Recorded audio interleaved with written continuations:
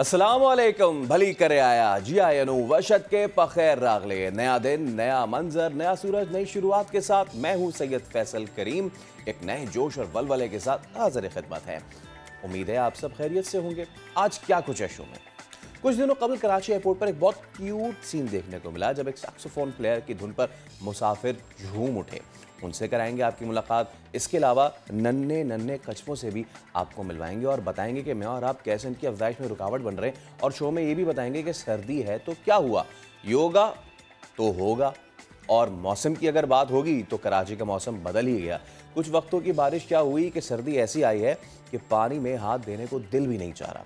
ऐसी कनकनाहट है कि घर से बाहर निकले तो हवा ऐसी कि सरसराहट है। खैर देखते हैं कि सर्दी कब तक रहती है। कराची वालों, मौसम का मज़ा ले लो, घूमो फिरो, बच्चों को भी एंजॉय कराओ, लेकिन एहतियात से। आज कई अहम मौज़ूआत हैं। 2021 में भी कराची वालों को क्रिमिनल से निजात नहीं मिल सकी है। और इसके अलावा लाहौर हाई कोर्ट ने वालिदैन के तहफ़्फ़ुज़ के लिए बड़ा फैसला भी किया है, इसका भी जिक्र करेंगे। और लाहौर में जोड़े अब खुला के बजाय सुलह को तरजीह देने लगे हैं, इस पर रिपोर्ट भी शामिल है। कराची के पेट्रोल पंप पर काम करने वाली अज़्म हिम्मत की मिसाल मानूर, इनके बारे में भी आपको बताएंगे, मिलवाएंगे। और सर्द मौसम में क्या कुछ मज़ीद है करने के लिए, लेकिन इस सबसे पहले जिक्र करेंगे हम कराची का, शहर कराची। जैसे कि हमने आपको अभी थोड़ी देर पहले खुद बताया कि आप एंजॉय करें, मौसम का मज़ा लें, लेकिन कैसे बाहर निकले मौसम का मज़ा लेने और बताएं कि हाँ मैं पहुँच गया यहाँ पे, और फ़ौरन से कुछ पहुँच जाते हैं ज़रूरतमंद और कहते हैं कि भाईजान इधर इधर। कराची वालों के लिए 2021 भी किसी अजाब से कम नहीं रहा। एक जानिब जानलेवा महंगाई है और हुकूमती इक़दामात का जबर है, तो दूसरी जानिब जराइम पेशा नासिर का डर है। कराची स्ट्रीट क्रिमिनल्स के लिए अरबों रुपए की इंडस्ट्री सा बन गया है। 2021 में शहर कायद में 1-2 हज़ार नहीं बल्कि 75,000 वारदातें हुई हैं। 75 अफराद की ज़िंदगियाँ छीनी भी गई हैं, 600 से ज़ायद ज़ख्मी हुए हैं। यानी ये साल भी कराची वालों के लिए सितमगर साबित हुआ। लुटेरों का खौफ शहरियों के सर पर सवार रहा। कत्ल व गारत, गाड़ियों का छीनना, मोबाइल फ़ोन, हर जुर्म का ग्राफ हमें ऊपर जाता दिखाई देता है। सिंध पुलिस का अगरचे दावा यही है कि जराइम कम हुए हैं, मगर CPLC के आदाद-ओ-शुमार कहते हैं कि साल 2020 के मुकाबले में 2021 में कराची में स्ट्रीट क्राइम्स में 17% इजाफा हुआ है। और मोटरसाइकिल जो हैं वो ख़ास निशाने पे रही हैं। इसके अलावा 11 माह में 47,148 मोटरसाइकिल चोरी और छीनी गई, जबकि रिकवरी का तनासुब रहा सिर्फ 6%। यानी 1,500 शहरियों को जब गाड़ियों से महरूम भी कर दिया गया और राजन 23,000 से ज़्यादा मोबाइल फ़ोन शहरियों से ले उड़े, इन सब की जो रिकवरी हुई वो सिर्फ 6% हुई। 2021 में चोरी की सबसे बड़ी वारदात अगस्त में उस वक्त हुई जब कैश वैन का ड्राइवर ही अपने साथियों के साथ मिलकर वैन से 20 करोड़ 50 लाख रुपए लेकर फरार हो गया। 2 बार बैंक डकैती की वारदातें भी हुई। भत्ताखोर और अगवा बराए तावान के 23 केसेस रिपोर्ट हुए। लेकिन ये तो उन वारदातों के आदाद-ओ-शुमार हैं जो रिपोर्ट हुए। समझ लीजिए कि 70% शहरी तो अपने साथ होने वाले क्राइम की रिपोर्ट ही दर्ज नहीं करवाते। तो इस सब पे हम बात भी करेंगे, लेकिन आप फुटेज भी देख सकते हैं, ये पूरे साल की फुटेजेस हैं। यानी कि जनवरी से शुरू हो रहे हैं इस तरह के वाक़यात। कभी औरतों से उनका पर्स छीना जा रहा है, कभी कोई नई 125 लेके आया है और 3 मोटरसाइकिलें आके उसके सामने लग गई हैं और वो छीन के ले गई हैं। कभी कोई शख्स गेट से निकला है मोबाइल पे बात करते हुए, कोई भी आया है और उसका मोबाइल छीन कर ले गया। कभी दुकान को लूटा जा रहा है, कभी बैंक्स को लूटा जा रहा है, कभी कैश वैन जो चौकीदार है वो खुद लूट के लेके जा रहे हैं, कभी किसी को यरगमाल बना के जो है वैन में लूट लिया जाता है। आप तमाम तरह फुटेजेस देख सकते हैं। और ये कोई ऐसी नहीं कोई सुनसान है, ये पतली पतली गुंजानाबाद गलियां हैं जहाँ ये चीज़ें हो रही हैं। खुलेआम सड़कों पे इस तरह के सीन होते हैं कि जहाँ पे हाई रूफ्स को रोक के इस तरह के काम हो जाता है। और इस तरह एक और आप देख सकते हैं, एक और मंजर कि जहाँ पे एक मोटरसाइकिल सवार आता है, एक शख्स है, खातून खड़ी हुई और बेबसी से जो अपना मोबाइल फ़ोन है उसको लेके जाता देख सकते हैं। माल का जाना भी बहुत नुकसानदेह है, लेकिन ख़ास तौर पे उस वक्त कि जब यंग बच्चों को गोली मार दी जाती है। मज़ाहमत में आपने पिछले दिनों देखा होगा कि छोटी 3-4 साल की बच्ची डकैती मज़ाहमत पे फायरिंग का निशाना बन जाती है। किस तरीके से समझाया जाए इन लुटेरों को, इन राज़नों को, इन चोरों को, इन डाकुओं को कि अगर माल ले जाना है तो माल ले जाओ, माल तो फिर आ जाएगा, पैसा तो आनी जानी चीज़ है। लेकिन वो बच्चा जो अपनी माँ के सामने जवान हुआ है, वो बच्ची जो अभी बाप की गोद में खेल रही है, वो शख्स जो ना जाने कितनों का कफील है, शौहर है, बेटा है, भाई है, बाप है, उसको उसकी ज़िंदगी छीन लेना और पूरे के पूरे ख़ानदान को, उनकी ज़िंदगी को वीरान कर देना, न जाने ये सितमगरी कब रुकेगी और न जाने कब हमारे हालात बेहतर होंगे। खैर, इस पे हमने बहुत बात की, अब ज़रा हम आगे बढ़ते हैं और बात करेंगे वालिदैन की, जो एक शजर है और वो शजर भी ऐसा कि जो सायादार है, धूप छाँव सर्द गर्म हर मौसम में साइबान की तरह, जहाँ ये ना हो ज़िंदगी एक सहरा में खड़ी नज़र आती है। और बदकिस्मत होती है वो औलाद जो इन्हें ज़ुए मुअत्तल समझकर उन्हीं के घर में उन्हें एक कोने में फेंक देती है, वालिद के कारोबार को हथिया लेती है और उस पर जुल्म ये कि अपने ही वालिद को मुलाजिम रख लेती है। लेकिन अब ऐसा नहीं होगा, क्योंकि लाहौर हाई कोर्ट ने एक अहम फैसला दिया है।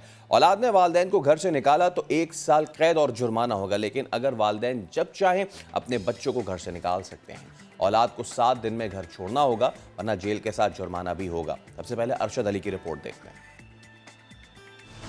तहफ़्फ़ुज़े वालिदैन ऑर्डिनेंस पर अहम फैसला, हाई कोर्ट ने नज़ीर कायम कर दी। 8 सफ़ात पर मुश्तमिल तहरीरी फैसला जस्टिस अली बाकर नजफी ने जारी किया। दरखास्त गुजार अली इकराम ने अपने वालिद को घर से बेदखल किया तो सेशन अदालत ने ज़ाब्ता फौजदारी के तहत अली इकराम के खिलाफ कार्रवाई का हुक्म दिया, जिसे अली इकराम ने हाई कोर्ट में चैलेंज कर दिया।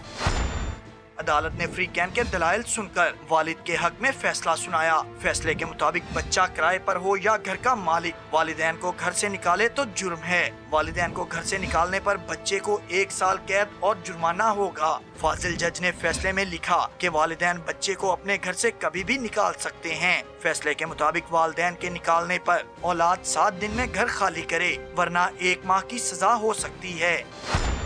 अदालत ने डिप्टी कमिश्नर को अदालती फैसले की रोशनी में कानून के मुताबिक कार्रवाई की हदायत कर दी। कैमरामैन खाबर महमूद के साथ अरशद अली, समान लाहौर। इस मामले पे बात करते advocate high court Majid Chaudhary साहब हमारे साथ मौजूद हैं। एडवोकेट साहब, अस्सलाम वालेकुम, बहुत शुक्रिया आने को वक्त देने के लिए। बताइएगा कि हमारे माशरे में ये जिसको कहते हैं ना कि एक बुरी चीज़ तो ये थी कि बच्चे जब जवान हो जाएं, पल बढ़ जाएं और जब उनका दिल चाहे तो वालिदैन को या तो घर के कोने में जो है वो तकरीबन ज़िंदा दरगोर कर दें या फिर निकाल दें। अब ये जो नई रेगुलेशन आई है, मैं चाहूँगा इस हवाले से ज़रा आप अपडेट कीजिए। जी बिल्कुल जी, बहुत शुक्रिया आपने इस मौजू पे बात का मौका दिया। बदकिस्मती के साथ हमारे माशरे के अंदर जो वालिदैन और औलाद का एक तवाज़ुन था और एक रिश्ते का तक़द्दुस और तकरीम पाई जाती थी, वो बदकिस्मती के साथ बड़ी बुरी तरह से मुतासिर हुई है। प्रेसिडेंशियल ये ऑर्डिनेंस है जिसको आर्टिकल 89 के तहत जो है वो स्पेशल एम्पावर्ड हैं प्रेसिडेंट ऑफ पाकिस्तान, जिसके तहत उन्होंने इसको अर्जेंट बेसिस पे लागू किया और अब इसका एक फ़ैसला भी लाहौर हाई कोर्ट की तरफ से आ चुका है। असल में बात ये है कि ये जो तवाज़ुन है इसको बरकरार रखने के लिए मैं समझता हूँ कि ज़िम्मेदारियाँ दोनों तरफ आयद होती हैं। वालिदैन पे ज़िम्मेदारी है कि वो अपने बच्चों की जो तरबियत है उस पर बहुत तवज्जो दें और उस तरबियत में ये शामिल होना चाहिए कि वालिदैन का इकराम क्या है, उनकी तकरीम क्या है और वो क्या रुतबा और मकाम रखते हैं।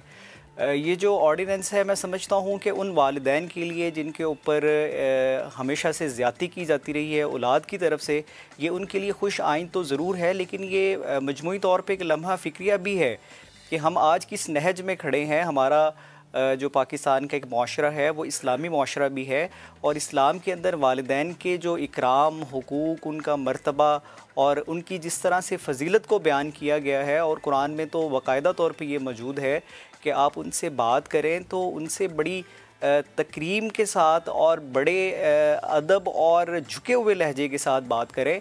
और अगर ये नौबत आ गई है कि अब अदालतें जो हैं वो वालिदैन को इंसाफ दिलवा रही हैं या वालिदैन को बच्चे जो हैं वो जो जिनको उन्होंने अपनी मेहनत मुशक्क़त के साथ दिन रात धूप गर्मी और उसमें पाला पोसा है और उनके लिए उन्होंने वो घर तामीर किया और बनाया है, और उस घर से निकालने पर अगर अदालतें जो हैं वो अमल में अपने ला रही हैं अहकामात को, तो ये मैं समझता हूँ कि माशरे के लिए ये सोचने का मुकाम है। और वालिदैन के लिए भी मेरा एक पैगाम है कि जब वो अपने बच्चों की तरबियत करें तो उसमें ये पहलू बहुत ज़्यादा मद्देनज़र रखा जाए कि बच्चों की जो अच्छी तरबियत है वो रिज़्क़े हलाल से करें और इसके नताइज यकीनन अच्छे होंगे।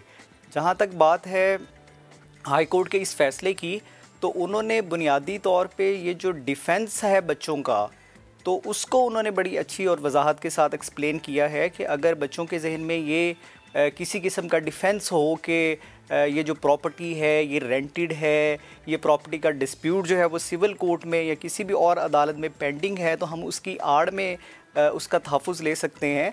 तो उसको उन्होंने बड़ी वजाहत से उसको डिक्लाइन कर दिया है कि जो वालिदैन हैं उनका बुनियादी तौर पे ये जो हक़ है ये उनके बच्चों की प्रॉपर्टी के ऊपर के जो हुकूक हैं उनके तहफ़्फ़ुज़ के ऊपर बहुत वाज़ेह है। तो मैं समझता हूँ कि ये बड़ा खुश आइंद है, लेकिन मजमूई तौर पे इसके अंदर इदारों को काम की ज़रूरत है और उस काम के अंदर मैं समझता हूँ कि मुआशरे को ये समझाने की ज़रूरत है कि वालिदैन का जो इकराम और मर्तबा है वो मुक़द्दम है। हमारे साथ ही रहिएगा चेयरमैन इस्लामी नज़रियाती काउंसिल क़िबला अयाज़ साहब भी हमारे साथ मौजूद हैं। क़िबला साहब अस्सलाम वालेकुम, बहुत शुक्रिया नया दिन को वक्त देने के लिए। यकीनन जैसे कि एडवोकेट साहब भी कह रहे हैं कि मतलब वालिदैन का कर्ज़ तो इंसान उनको अपने कांधों पे बिठा के काबा का तवाफ़ करवाने के बाद भी अदा नहीं कर सकता। ये तो इतना बड़ा कर्ज़ है। ऐसे में ऐसी औलादें, नाखलफ औलादें जो वालिदैन के साथ इस तरह का सलूक करती हैं, इस तरह के इक़दामात यकीनन बहुत खुशाइंद है, लेकिन क्या काफ़ी हैं? बिस्मिल्लाहिर्रहमानिर्रहीम। बहुत अच्छा सवाल आपने पेश किया। लाहौर हाई कोर्ट का फैसला खुशाइंद है। यकीनन इस वक्त जो हमारी मुआशरती सूरत हाल है, जो इक़्तिसादी और मुआशी दबाव है और सोशल मीडिया की वजह से जिस तरह हमारे यहाँ रिवायात खत्म हो रही हैं और हम एक नए दौर में दाखिल हो रहे हैं बगैर किसी तरतीब के, तो यकीनन इस किस्म के वाक़यात का पेश आना ये बिल्कुल मुमकिन है। और ये हमारे मुआशरे में अजीब बात है कि अब हम ओल्ड पीपल होम्स बना रहे हैं कि अपने वालिदैन को घर से निकाल कर और किसी सरकारी जगह में या किसी फलाही इदारे के कायम करदा जगह में मुंतकिल कर देते हैं या अपने वालिदैन को घर से निकाल देते हैं। तो ये बहुत ही एक अफसोसनाक सूरत हाल है और कुरान पाक की तालीमात के खिलाफ। कुरान पाक ने तो हमें हुक्म फरमाया है कि वला तकुल्लहुमा उफ़्फ़िन वला तनहरहुमा, कि उफ़ तक नहीं कहना और झड़कना नहीं। तो अब इस हद तक कुरान पाक में मुमानियत है, तो ये फिर कैसे मुमकिन हो सकता है या जायज़ हो सकता है कि वालिदैन को घर से निकाला है? यकीनन। अच्छा, इसमें फिर पहले आप क़िबला साहब इसका जवाब दीजिएगा, फिर एडवोकेट साहब मैं भी चाहूँगा इस पर रिस्पॉन्ड करें कि हम इस नहज तक ही क्यों आए हैं कि हमें अब इसको कानून साजी करनी पड़ रही है, इसकी लीगलाइजेशन करनी पड़ रही है। हमारे माशरे में कहाँ फ़ॉल्ट नज़र आता है क़िबला साहब आपको? क्या हम परवरिश ठीक नहीं कर पा रहे या फिर हम बहुत ज़्यादा मटीरियलिस्टिक हो गए हैं, हम परवरिश पे तवज्जो नहीं दे पा रहे, जो हमें फिर इस तरह का फल मिलता है? हाँ जी, बिल्कुल आपने सही निशानदेही की। बदकिस्मती से ये सूरत हाल अब इस हद तक परेशान कुन हो रही है कि कानून साजी की तरफ आना पड़ रहा है। लेकिन कानून साजी के साथ जिम्मेदारी है कि मेंबरों महराब से निसाब के अंदर मीडिया के जरिए जो इब्लाग के ज़राए हैं, तमाम जहन साज इदारे जो हैं उनको अब फ़आल किरदार अदा करना चाहिए ताकि हम दोबारा उस सूरत हाल की तरफ वापस जाएं कि जहाँ पे माँ बाप की उम्र जितनी बढ़ती थी उतना ही उनके वक़ार में और उनके एहतराम में इजाफा हो जाता। बेशक। और एडवोकेट साहब मैं चाहूँगा इस पर आप भी ज़रा मुझे रिस्पॉन्ड करें। जी बिल्कुल जी, मैं क़िबला अयाज़ साहब की बात को आगे बढ़ाऊँगा। जो हमारे स्कूल, इदारे और कॉलेजेस हैं, मुझे बड़ी अच्छी तरह से याद है जब हम टाट स्कूल में पढ़ा करते थे किसी गांव के, तो वहाँ पे ये बात बड़ी शरह-ओ-मद से पढ़ाई और सिखाई जाती थी। वालिदैन का एहतराम करें, बड़ों की इज़्ज़त करें, वालिदैन के साथ शफ़क़त और मोहब्बत वाला सलूक रखें, माँ के पाँव तले जन्नत है, बाप जन्नत का दरवाज़ा है। बदकिस्मती के साथ वो जो असबाक हैं अब वो शामिल निसाब नहीं रहे। अब वो बच्चों की तरबियत जो स्कूल और कॉलेजेस में वालिदैन के एतबार से होती थी वो बिल्कुल वो सफ़ा ही गायब होकर रह गया है। अब जहाँ तक बात है रवैयों की, तो वालिदैन की तरफ से भी बहुत सारी ज़्यादतियाँ, मेरे पास कई केसेस हैं। इवन बड़ी ये जब ये ऑर्डिनेंस आया तो मेरे एक जानने वाले थे, मुझे उनकी फ़ोन कॉल आई कि यहाँ पाकिस्तान में ऑर्डिनेंस आया है, तो मेरे कज़न दोस्त हैं वो घर पे गए हैं, तो उनके वालिदैन ने अंदर से कुंडी लगा ली है। तो मैंने पूछा क्या हुआ है, वो कहते जी बहू के साथ थोड़ी सी उनकी नोक झोंक हुई थी, तो उन्होंने कहा कि ऑर्डिनेंस आ गया तो आप सब लोग बच्चों समेत घर से बाहर चले जाएं। तो अब ये जो ऑर्डिनेंस है इसकी आड़ में बदकिस्मती के साथ जो घरों में छोटी मोटी नोक झोंक इवन खाना बनाने पे भी हुआ करती थी, उसका भी थोड़ा सा गलत इस्तेमाल है। रवैये दोनों तरफ से बड़े एक्सट्रीम पे हैं। बाज़ वालिदैन जो हैं उनकी तरफ से बच्चों के साथ ज़्यादतियाँ देखने को मिलती हैं, बाज़ बच्चों के साथ हक़ तलफ़ी की जाती है, वो अपने बाज़ रिश्तेदारों को औलाद के ऊपर तरजीह देते हैं और औलाद के अंदर भी फिर वो वाला जो है वो एक तअस्सुब जो है वो जन्म लेता है और उनके अंदर भी वो एक बुग़्ज़ की कैफ़ियत होती है। तो मैं ये समझता हूँ कि वालिदैन के साथ साथ औलाद की भी तरबियत की ज़रूरत है और उससे ज़्यादा जो वालिदैन हैं उनको भी बताया जाए कि जो आपका मर्तबा है, जो आपका रुतबा है, जो आपकी हैसियत और वक़ार है, आपने उसको कैसे बरकरार रखना है। कुछ ज़िम्मेदारियाँ वालिदैन पे भी आयद होती हैं। अगर वो अपनी ज़िम्मेदारियों से मुनहरिफ रहेंगे तो वो औलाद से उस तरह के जो है वो इज़्ज़त और तकरीम का वो शायद वो क्लेम नहीं कर सकते। तो ये दोनों तरफ से बराबर की ज़िम्मेदारी है अगर इस इंस्टीट्यूशन को कायम रखना है, वगरना तो हमारे मुआशरे के अंदर जो मियाँ बीवी का जो एक इंस्टीट्यूशन है वो बदतरीन बदहाली का शिकार है। वालिदैन और बच्चों की जो लिटिगेशन सिविल कोर्ट्स में चले जाएं, ये जितनी भी लिटिगेशन है उसकी बहुत बड़ी जो परसेंटेज है वो वालिदैन और बच्चों के दरमियान बदकिस्मती के साथ पाई जाती है। तो मैं समझता हूँ कि ये ऑर्डिनेंस अपनी जगह पे मौजूद है, अदालत का ये अपना फ़ैसला जो है ये खुश आइंद है, लेकिन हमें इससे बहुत बाहर निकल के इससे बढ़ के सोचना होगा और मुआशरे के अंदर जिन लोगों की लोग बात सुनते हैं, जिनको लोग फॉलो करते हैं, वो क़िबला अय्याज़ साहब की बात की तरह वो मिंबर व महराब से अब ये सदाएँ बुलंद होनी चाहिए, वगरना ये जो हमारी एक मशरक़ की रवायत है या इस्लामी रवायात में जो वालिदैन का एक तक़द्दुस है, ये बरकरार रहता हुआ मुझे दिखाई नहीं दे रहा बदकिस्मती के साथ। बिल्कुल ठीक है, बहुत शुक्रिया। क़िबला अय्याज़ साहब हमारे साथ मौजूद थे और एडवोकेट साहब हमारे साथ मौजूद थे और यकीनन वालिदैन की तकरीम जो है वो हमारे लिए मुक़द्दम होनी चाहिए। कुछ केसेस में जैसे कि देखा जाता है कि वालिदैन की तरफ से ज़्यादती हो जाती है और कई केसेस में औलाद जो है वो ज़्यादती कर जाती है। अब ऐसे में कहीं पे मीडिएशन की ज़रूरत है। इससे पहले कि हम कोर्ट की तरफ रुख करें, ज़रूरत इस बात की है कि हम बैठें और सोचें कि हम बहैसियत माशरा किस तनाज़ुली और पस्ती का शिकार होते जा रहे हैं। ऐसा ही एक और केस कि जॉन एलिया ने क्या खूब कहा था, कर लिया था मैंने तर्के अहदे इश्क, तुमने फिर बाहें गले में डाल दी। लाहौर के टूटते जोड़ों ने कुछ ऐसा ही किया है। लाहौर की फैमिली कोर्ट्स, जहां जजेस और वकला की सबसे बड़ी काविश और ख्वाहिश खुला नहीं सुलह होती है, उसका बेहतर नतीजा भी सामने आ रहा है। रवा बरस लाहौर में मियाँ बीवी में सुलह होने की तादाद 13,000 से भी तजावुज़ कर गई है, जो खुला के ज़रिए टूटने वाले रिश्तों से तकरीबन 3,000 ज़ायद है। सबसे पहले रिपोर्ट देखते हैं, फिर इस पर मज़ीद बात करेंगे। 2021 के डूबते सूरज के साथ कुछ घरों में खुशियों का सूरज अभी नहीं डूबा। एक घर है रजिया और अकरम का। रजिया खर्चा कम मिलने पर नाराज हुई, अलैदगी का फैसला किया और अदालत का दरवाजा खटखटाया और उसको ऐसा इंसाफ मिला कि रजिया और अकरम दोबारा 2 से 1 हो गए। 5 साल पहले जो है ना हम लोग की लव मैरिज हुई। कुछ अर्सा पहले कुछ आपस में तनाज़ात हुए, जिसकी वजह से मैंने खुद अपनी मर्जी से कोर्ट में खुला का केस दायर कर दिया। आजकल जो हालात चाह रहे हैं आपके सामने ही है, रोज़गार नहीं है, मामला, तो इस वजह से वो थोड़ी सी बहस हमारा चलता रहता था, तो ये अदालत में खुला लेने के लिए आ गई हैं। आज अल्हम्दुलिल्लाह मैं बहुत खुश हूँ कि मैं दोबारा जो है अपनी वाइफ को अपने साथ लेके घर जा रहा हूँ। लाहौर की फैमिली अदालतों में खुला के लिए दायर दरख्वास्तों के बाद सुलह करने वाली खवातीन खुला लेने वाली औरतों से कहीं ज्यादा रहीं। लाहौर में रवां बरस जहां 10,000 के करीब घर टूटे, वहीं खुला की दहलीज से वापस घर लौटने वाली लड़कियां 13,000 से भी ज्यादा हैं। मसालत कराते हुए तो हमारे सामने एक ही नजर होता है कि ये हमारी बेटी है जो सामने खड़ी है और ये बेटा है, तो हमने पूरी कोशिश करनी होती है कि उनमें सुलह हो जाए। खुला करवाने वाले वकला के हाथ में सिर्फ फीस आती है, जबकि सुलह करने वाले बहुत सी खुशियां समेट कर घर जाते हैं। रजिया और अकरम के वकला भी उन्हीं में से एक हैं। हमें भी दिली खुशी है कि चलो मियाँ बीवी एक हो गए, घर जो था उनका टूटने से बच गया और माशरे में एक पॉजिटिव साइन गया है कि खुला ही नहीं लेती हैं औरतें बाद में घर को जोड़ भी लेती हैं। इनका पैचअप हो गया है और ये दोनों जो है वो हंसी खुशी अपने घर में जा रहे हैं। कहते हैं मियाँ बीवी गाड़ी के दो पहिए होते हैं और ये गाड़ी उनके बच्चों की खुशियों की गाड़ी होती है जो चलती रहनी चाहिए। रज़िया और अकरम ने खुला लेने वालों को ये पैगाम दिया है कि खुद को सुलह का मौका ज़रूर दें। कैमरामैन खावर महमूद के साथ अरशद अली, समा, लाहौर।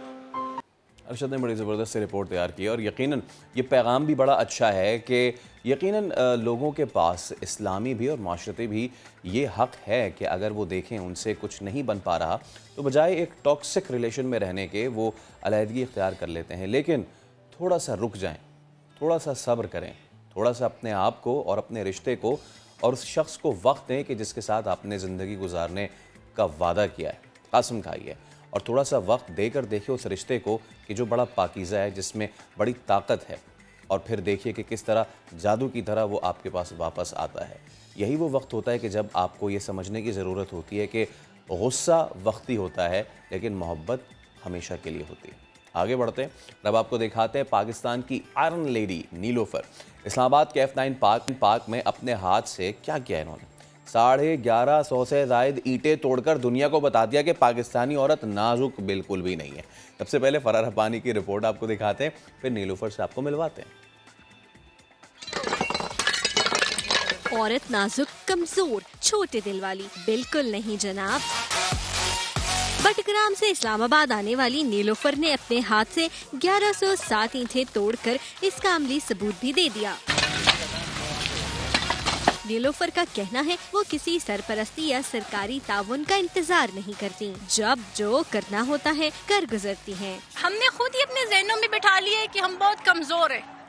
ऐसा नहीं है, लोगों को दिखाना था कि इंसान बहुत सख्त है, तकलीफ आ जाती है, मुकाबला कर सकते हो। नीलोफर को देखने वाले न सिर्फ दंग रह गए बल्कि दाद भी खूब दी। इन जैसे बच्चों की वजह से पूरी दुनिया में पाकिस्तान का एक पॉजिटिव इमेज आएगा। स्पोर्ट्समैन हमेशा मेहनत करता है, ये इनकी मेहनत है। शहरियों ने बहादुर नीलोफर को उन लोगों के लिए भी मिसाल करार दिया जो काम करने के लिए सहारों और मदद के इंतजार में रहते हैं। कैमरामैन फैसल मसूद यूसुफ के साथ फरर अब्बानी, समा, इस्लामाबाद। तो फिर हम भी ज़्यादा इंतज़ार नहीं करते और ख़ुद भी मिलते हैं, आपको भी मिलवाते हैं नीलोफर से। अस्सलाम वालेकुम नीलोफर, कैसी हैं आप? ठीक ठाक हैं, खैरियत से हैं? वालेकुम सलाम जी, शुक्रिया। नीलोफर, सबसे पहले मुझे ये बताएं कि मैं ये तो बिल्कुल ना मैं कहने के हक़ में हूँ, ना ये समझता हूँ कि औरत कमज़ोर है या इस तरह की चीज़ें, ये सारी चीज़ें पुरानी हो चुकी हैं, ये सारी चीज़ कभी थी भी नहीं। लेकिन हम ये तो समझते हैं कि जी हर काम ज़ाहिर सी बात है ख़वातीन कर सकती हैं, एवरीथिंग। तो आपने सारे काम छोड़ के ये काम ही क्यों सोचा? कब से कर रही हैं और आगे क्या करना चाहती हैं? नहीं, सारे काम नहीं छोड़े, और काम भी करती हूँ। कुकिंग में भी एक्सपर्ट हूँ, वो भी 50 लोगों के लिए बना सकती हूँ। ये एक सेकेंडरी है, एजुकेशन के साथ साथ ये सेकेंडरी है। और बस यही था, जैसे आपने कहा कि औरत नाजुक नहीं है, औरत ही नहीं बल्कि ओवरऑल इंसान नाजुक नहीं है, तो यही लोगों को दिखाना था। अच्छा नीलोफर, क्या स्टडी कर रही हैं इस वक्त? Sir, I am done with my masters in chemistry and I am PMS qualifier, लेकिन मैं एलोकेट नहीं हो सकी। मैं पढ़ाती हूँ, मैं टीचर एक्चुअली। अब वो इंशाल्लाह हो जाएंगी। और नीलोफर, आपका ताल्लुक कहाँ से है? Basically I hail from KPK, लेकिन I was born and raised Islamabad. और खैबर पख्तूनख्वा में कहाँ से? Sir, I belong to Battagram, Abbottabad side. Abbottabad side, Battagram, बहुत ही खूबसूरत जगह है ये। और जब हम एबटाबाद की बात करते हैं तो जाहिर सी बात हम सबको पता है सख्जान लोग वहाँ पे होते ही हैं। अच्छा नीलोफर, ये आपने एक सेकेंडरी चीज़ रखी है, लेकिन क्या आपने कभी ये चीज़ अंडरस्टैंड की कि जिस चीज़ को आपने सेकेंडरी रखा हुआ है, हो सकता है कि वो ना सिर्फ आपके लिए बल्कि पाकिस्तान के लिए भी प्राइड का जो है वो ज़रिया हो सके? जी सर, बिल्कुल। ये सेल्फ डिफेंस में सीख रही थी और जब मैंने ब्रिक ब्रेकिंग सीखा तो मुझे मास्टर ने कहा कि इसको आगे ले जाएं, और यही हमारा एम है, इतना इसको आगे ले जाना है कि ये हमारी पहचान बने। अच्छा, तो मुझे ये बताएं कि ब्रिक ब्रेकिंग आपने कब सीखना स्टार्ट की और कितना आपको टाइम लगा? थोड़ा सा मुझे अपनी जर्नी के साथ लेके चलें कि आपने शुरू किया। यकीनन शुरुआत तो जब इंसान करता है चोट भी लगती है, वो टेक्निक भी सही नहीं होती। कितना टाइम लगा, ज़रा मुझे अपनी पूरी जर्नी तो बताइए। सर, जर्नी बेसिकली मैं कमरे में रहने वाली इंसान थी, लेकिन फिर ऐसा हुआ कि मेरी आंखें डैमेज हो गई। तो उसके बाद जब सब तरस खाते थे तो मैंने सोचा था कि नहीं, इसमें तर्स खाने की क्या बात है। मैंने कुछ ऐसा अचीव करना है कि जो आगे मुझसे छोटे बच्चे हैं वो भी तकलीफ़ के साथ डील करना जान सकें, बजाय इसके कि हम सर पकड़ के बैठ जाएं कि तकलीफ़ आ गई, क्यों ना हम उसको ओवरकम करने की कोशिश करें। 2016 में आइस डैमेज हुई थी, 2018 में मैंने स्टार्ट किया था और 2021 में मेरा 5th रिकॉर्ड अप्रूव हुआ। ज़बरदस्त। और नीलोफर, अब ऑब्वियसली ये वाली जो डिसिप्लिन होती है इसमें इंसान को ख़ुद भी ये बहुत डिसिप्लिन कर देती है। ब्रेक ब्रेकिंग हो गई, मार्शल आर्ट्स हो गई, इस तरह की सेल्फ डिफेंस की चीज़ हो गई। नाउ द थिंग इज़ कि आपने तो चलें एक चीज़ आप कर रही थी, शौकिया आपने इसको शुरू किया, क्या आप सोच रही हैं कि इसको प्रोफेशनली अडॉप्ट करें, अपने ज़िले को, अपने शहर को, पाकिस्तान को रिप्रेजेंट करें? सर मैं अभी अपने आप को इतना काबिल इसमें नहीं समझती, मैं अभी स्टूडेंट हूँ, लेकिन हाँ इस चीज़ का कल्चर होना चाहिए। जो हमारे ट्रेनर है मास्टर जेकी चैन, मैं उन्हीं को रेफ़र करती हूँ जब भी कोई सीखना चाहे। इसका कल्चर होना चाहिए, ये सिर्फ शौक़ नहीं, ज़रूरत है। अच्छा, ये आपने बात की, शौक़ नहीं ज़रूरत। जाहिर सी बात है, बीइंग अ वुमेन आपको पता है कि जहाँ अच्छे लोग हैं वहाँ माशरे में बुरे लोग भी हैं। अब मैं चाहूँगा कि आप ज़रा जो ख़वातीन हैं, जो घरों में हमारी बच्चियाँ बैठी हैं, जो हमारी बहनें घरों में काम करने के लिए निकलती हैं, उनको आप ज़रा ये बताएं कि सेल्फ़ डिफेंस जो है वो कितना ज़्यादा ज़रूरी है। आप कब तक रिलाय करेंगे जी कि जो कोई साथ ही लेके हमें जाए, कोई फ़लाँ जगह छोड़ के आए? मैं चाहूँगा इस पे थोड़ा सा आप भी हमसे गुफ्तगू करें। सबसे पहले सर ये कि सिर्फ मर्द ही बुरे नहीं होते, हर जेंडर में अच्छे बुरे लोग होते हैं। तो I won't say I am a feminist, I would say I am a humanist. तो कुछ इंसान कमज़ोर होते हैं तो लोग उनको थोड़ा सा डराते हैं। अनफॉर्चुनेटली हमारी जो मज़हब है इसमें ही ऐसा मिसअंडरस्टैंड इसको किया गया कि आप घर में बैठ जाएं, हालांकि इस्लाम ने ही आपको सिखाया था। जो हमारी ख़वातीन थी वो ग़ज़वात पर भी जाती थी। तो आपको थोड़ा सा इतना होना चाहिए, इतना सेल्फ डिफेंस आपको आना चाहिए कि आप डैटर कर सकें, अगला आपको तंग ना कर सके। जैसे इस्लाम में है ना कि ज़ालिम से ज़्यादा मज़लूम गलती पर है, तो आपने मज़लूम नहीं बनना, चाहे वो मर्द हो या औरत हो। और मैंने आपसे थोड़ा सा ये भी पूछा था कि मुझे ये बताएं, जब आप ये काम कर रही थी शुरुआत आपने कैसे की?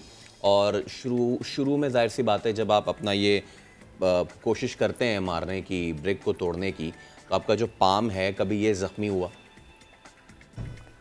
सर मार्शल आर्ट्स जो होता है ना ये बहुत साइंटिफिक, बहुत सिस्टमेटिक वे होता है। तो आप किसी चीज़ को हिट करते हो, जब आपको दर्द स्टार्ट होता है आप स्टॉप कर देते हो, अगले दिन आप फिर थोड़ा ज़्यादा, तो आपकी दर्द की कैपेसिटी बढ़ती जाती है।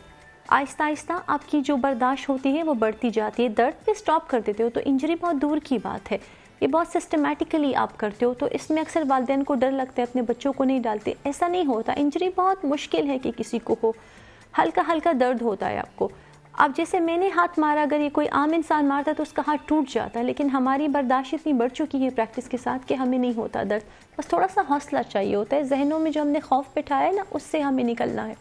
ये बहुत आपने इम्पोर्टेंट बात की है, माइंड मसल कनेक्शन, ज़बरदस्त। अच्छा, ये मुझे बताएं, ये जो मैं फुटेज भी इस वक्त देख रहा हूँ, ये कितनी ब्रेक्स थी और क्या रिकॉर्ड आपने कोई ब्रेक किया, कोई रिकॉर्ड कायम किया 1 मिनट में, या मुझे ज़रा ये बताएं। सर ये मेरा 5वां वर्ल्ड रिकॉर्ड है। एक्चुअली इससे पिछला जो मेरा रिकॉर्ड था वो 1000 ब्रेक था, जो दुनिया में मैंने ही किया। लाइक मेल्स भी नहीं कर पाए, और हम ये दिखाना चाहते थे कि औरत हो के हम मेल से भी मुकाबला कर सकते हैं अगर हम प्रैक्टिस कर लें। और अभी अपना ही मेरा कंपटीशन अपने ही साथ है, मैं इसको बेहतर करना चाहती हूँ ताकि हम अपने लोगों की अच्छी रिप्रेजेंटेशन कर सकें। This was like 1160 breaks. Okay, और आप आखिर में मुझे बताएं कि अगला रिकॉर्ड क्या है आपकी नज़रों में जो आपने तोड़ना है? सर इसी को आगे लेके जाना है, और मार्शल आर्ट्स की और भी कैटेगरीज हैं, पंचिंग वगैरह, उसको भी कंटिन्यू करना है। चलें Nilufar, thank you so much इस दुआ के साथ कि आप ईंटें और रिकॉर्ड सब कुछ इसी तरीके से तोड़ते रहो। नीलूफर ने सबसे आखिर में सबसे अच्छी बात की कि उनका कंपटीशन वो खुद हैं, कोई और नहीं है। इसी ब्रेकिंग सेगमेंट के साथ हम ब्रेक ले रहे हैं, हमारे साथ ही रहिएगा।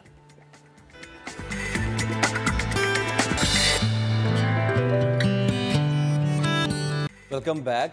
शहर कराची से एक अपडेट आ रही है। साइट एरिया में सीमेंस चौरंगी के करीब फैक्ट्री में आग लगी है और फायर ब्रिगेड की 9 गाड़ियां और एक बाउज़र आग बुझाने में मसरूफ़ हैं। कराची साइट एरिया सीमेंस चौरंगी, बात करेंगे अपने नुमाइंदे शाहनवाज अली कादरी से। शाहनवाज बताइए। बिल्कुल, ये साइड एरिया में वाक़ एक फैक्ट्री है जहां पर इस वक्त आग लगी हुई है। फायर ब्रिगेड की 8 गाड़ियां आग पर काबू आने में मसरूफ हैं। इब्तदाई तौर पर 4 गाड़ियों को रवाना किया गया था। आग की सूरत हाल को देखते हुए मजीद 4 गाड़ियों को रवाना कर दिया गया है, जबकि एक वाटर बाउजर भी वहां पर मौजूद है। आग पर काबू पाने की कोशिश की जा रही है।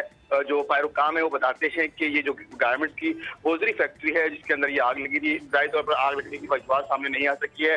कोशिश की जा रही है कि जल्द से जल्द जो है आग पर काबू पा लिया जाए। जो तमाम मुलाजिमीन थे उनको फैक्ट्री से बाहर निकाल लिया गया है और इस वक्त रेस्क्यू का अमल जारी है। अच्छा, कुछ शिद्दत बताई जा रही है आग की? इब्तदाई तौर पर तो आग मामूली नौयत की थी, लेकिन आहिस्ता आहिस्ता आग शिद्दत अख्तियार करती गई जा रही है और दीवारें तोड़कर जो फैक्ट्री की उस पर आग पर काबू पाने की कोशिश की जा रही है। आयोकाम कहते हैं कि 1 से 1.5 घंटे के अंदर इस पर मुकम्मल तौर पर काबू पा लिया जाएगा। चलिए, बहुत शुक्रिया आपका शाहनवाज, आप हमें अपडेट कर रहे थे। तो साल 2021 अब ये भी अलविदा हो रहा है, लेकिन इसमें भी महंगाई ने आवाम को चीखने के काबिल भी नहीं छोड़ा। एक साल में डॉलर तकरीबन 20 रुपये महंगा हुआ। पेट्रोलियम मसनूआत की कीमतें भी 37 रुपये फ़ी लीटर तक बढ़ाई गईं। आटा, दाल, चावल, चीनी, घी, तेल और दूध सब आम आदमी की पहुंच से दूर ही होने लगे। साल 2021 जब महंगाई ने आवाम का वो हशर किया जो आज तक नहीं हुआ। अफराते ज़र की शरह 5.7% से बढ़कर नवंबर तक 11.5% तक पहुंच गई। डॉलर भी खूब तगड़ा नजर आया और 159 रुपए से 178 रुपए तक पहुंच गया। 20 किलो आटे का थैला 180 रुपए महंगा होकर 1500 रुपए का हो गया। घी 129 रुपए इजाफे से 399 रुपए और चीनी की अगर बात करें तो चीनी 10 रुपए इजाफे से 100 रुपए फी किलो तक पहुंच गई। तो जरा पेट्रोलियम मसनूआत की भी बात कर लेते हैं। साल 2021 में पेट्रोल की कीमत को तो जैसे आग ही लग गई। एक साल में 37 रुपए महंगा हुआ और 107 रुपए 32 पैसे से 144 रुपए 46 पैसे पर जा पहुंचा। हाई स्पीड डीजल 29 रुपए इजाफे से 141 रुपए फी लीटर हो गया। एलपीजी के घरेलू सिलेंडर की कीमत 1034 रुपए बढ़ गई। इस तरह एक सिलेंडर 2684 रुपए का हो गया। अभी रुकिए जनाब, बिजली ने भी आवाम को 440 वॉट के झटके दिए। टैरिफ 3 रुपए से बढ़कर 7 रुपए 45 पैसे फी यूनिट तक जा पहुंचा। आगे बढ़ते हैं। जाता दिसंबर हर सू बर्फ के गाले ले आया है, बरसते बादल भी लाया है। सबसे पहले ज़रा रुख करें आज़ाद कश्मीर का, तो यहाँ रात गए से बर्फ़ गिर रही है। और थोड़ा सा पीछे आए तो मरी पर भी खुश्कसाली के बाद अब बर्फ़ पड़ गई है। मनाजिर तो हसीन हो ही गए हैं। मुल्क के मौसम पर ज़रा एक नज़र डालते हैं। मुल्क के बालाई इलाकों पर बर्फ का मौसम उतर आया है, साथ सख्त सर्दी और बारिश लाया है। आजाद कश्मीर में रात से बर्फ गिर रही है, मनाजिर सफेद पड़ते जा रहे हैं। सरसब्ज वादी नीलम बर्फबारी से कुछ और दिलकश हो गई है। मानसहरा, शोगरान, नारान और कागान भी बर्फ की चादर ओढ़ चुके हैं। मलका कोहसार मरी पर तवील खुश्कसाली के बाद बर्फ के गालों की आमद हो गई है। लोग सैर के लिए निकल पड़े हैं। एबटाबाद, अयूबिया, नथिया गली और ठंडियानी में दूसरे रोज भी बर्फ गिर रही है। सड़कें बंद हो गई हैं, रास्ते दुश्वार गुजार हो गए हैं। स्कर्दू में बर्फबारी हो रही है, मौसम बहुत सर्द हो गया है। वादिया सवात और वादिया कालाम में दूसरे रोज बर्फबारी जारी है। दर्जा हरारत -4 तक गिर गया है। तीर और उसके आसपास के इलाकों में भी शदीद बर्फबारी हुई है। लोग बर्फबारी का लुत्फ उठाने लोअरी टॉप पर जा पहुँचे हैं।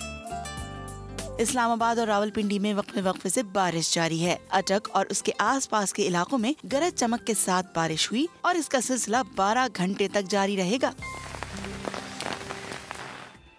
और सिर्फ यही नहीं बल्कि मुल्क के पूरे इलाके जो हैं नॉर्दर्न, वो बर्फ़ की लपेट में आ गए हैं। ये आप मनाजिर भी देख सकते हैं। यकीनन जो घरों में लोग इस वक्त बैठे देख रहे होंगे, या तो कुछ छुट्टियों में जा चुके होंगे और जो नहीं गए हैं वो अभी भी उनके पास वक्त है, प्लान कर लें। 2 दिन 3 दिन ही सही चले जाएं, क्योंकि ज़िंदगी बड़ी छोटी सी है और ज़िंदगी के ये रंग कभी कभी देखने को मिलते हैं। तो क्या मरी हो और क्या कश्मीर और क्या गिलगित बल्तिस्तान, हर जगह बर्फबारी का जो स्पेल है वो आ चुका है। ऐसे में अगर थोड़ा स्वाद का रुख करें तो वहाँ भी ज़बरदस्त बर्फबारी का आगाज़ हो चुका है और जो जन्नत नज़ीर वादी मालम जब्बा वहाँ का भी हुस्न जो है वो दोबाला हो चुका है। इसके अलावा अगर मज़ीद ऊपर की बात करें गिलगित बल्तिस्तान की, तो खपलू हो जाए या स्कर्दू हो जाए, वहाँ भी बर्फ़ ने जो है कुछ इस तरह से अपना जादू चलाया है कि झीलें जमना शुरू हो गई हैं। और सबसे अच्छी बात है कि जब झीलें जम जाती हैं तो सिर्फ यहाँ इनको देखा या ताका नहीं जाता, बल्कि इन पे फेस्टिवल मनाया जाता है। तो सिंधा कौमों की यही निशानी होती है कि वो हर मौसम को एंजॉय करते हैं, क्योंकि हर मौसम इनका अपना है। अभी एक ब्रेक लेते हैं, ब्रेक के उस पर हाजिर होंगे, तो ये बात रहिए हमारे साथ।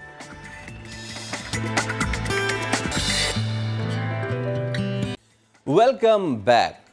यकीनन सर्दी है तो क्या करें, सर्दी में दुबक के बैठ जाएं। एक तो ना हम लोग सर्दियों को ट्रैवल करके एंजॉय करते हैं और ना ही सर्दियों को हम एक्सरसाइज करके एंजॉय करते हैं। आप लोग ये सोच रहे होंगे कि कहाँ सर्दी, बंदा दुबक के कंबल में बैठा है तो वो एंजॉय कर ले, लेकिन नहीं, ऐसा बिल्कुल नहीं है। आपको एक्सरसाइज भी करनी चाहिए और योगा तो मस्ट है, मौसम चाहे गर्म हो या सर्द हो। क्यों? क्योंकि सांस जिस्म के निज़ाम को चलाने में ही सारा किरदार अदा करती है, और इंसानी जिस्म में अगर सांस ही ना जाए तो जिस्म बेकार और इंसान मुर्दा। लेकिन सांस लेने के मुख्तलिफ तरीक़े भी होते हैं। मसलन अगर घबराहट हो रही हो तो गहरी सांस लेनी चाहिए, क्योंकि गहरी सांस लेने से दिमाग को ज़्यादा ऑक्सीजन पहुंचती है तो घबराहट को कम करती है। और योगा में सांस लेने के 60 से ज़ायद तरीक़े सिखाए जाते हैं। फेफड़ों की सफाई और मजबूती के लिए सांस लेने का अलग ही अंदाज़ होता है। जिन जिन अफराद को कोरोना हुआ है उनको कई डॉक्टर्स ने ये मशवरा दिया है कि आप उल्टे लेट के और ब्रीदिंग प्रैक्टिस करें, क्योंकि उससे बहुत ज़्यादा आपके लंग्स अफेक्ट हुए हैं।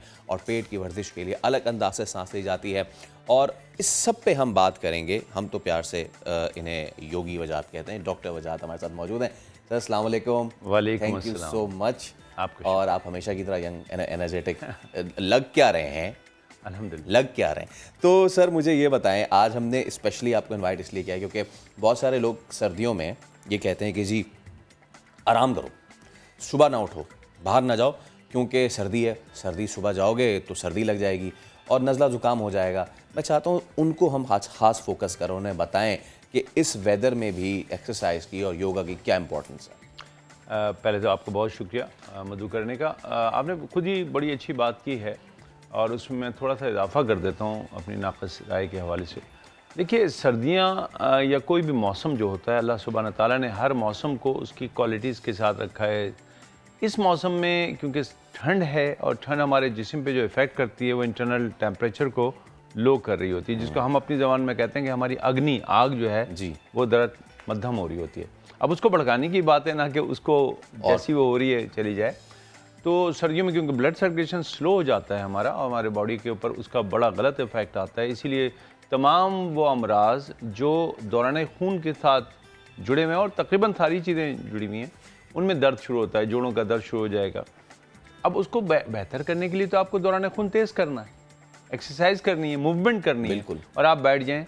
तो मैं एक बहुत खूबसूरत सी मिसाल दे सकता हूँ कि अगर बर्फ़ानी इलाके में हादसाती तौर पे कोई आदमी रुक जाए, फंस जाए या खो जाए और बर्फ़ गिर रही हो और वो बेचारा कहीं नहीं जा सकता, उसके पास कोई रिसोर्सेज नहीं है, तो ये क्या वो दुब के बैठ जाए और फिर वो हिफाजती जो टीम है उसको रेस्क्यू टीम का इंतज़ार करे जब तक, तो वो मर जाएगा। बिल्कुल, उसको मूवमेंट रखनी है। और ऐसे बहुत से लोग हैं जो बहुत ज़्यादा माउंटेन्स में रुके या फंस गए और वो एक्टिव रहे वहाँ पे, दौरान खून को उन्होंने सही रखा तो वो जीवित रहे, जिंदा रहे। हमें यही करना चाहिए। देखो बेटा, बात यह है कि सर्दियों में दो चीज़ें बड़े मज़े की लगती हैं, एक खाना और एक सोना।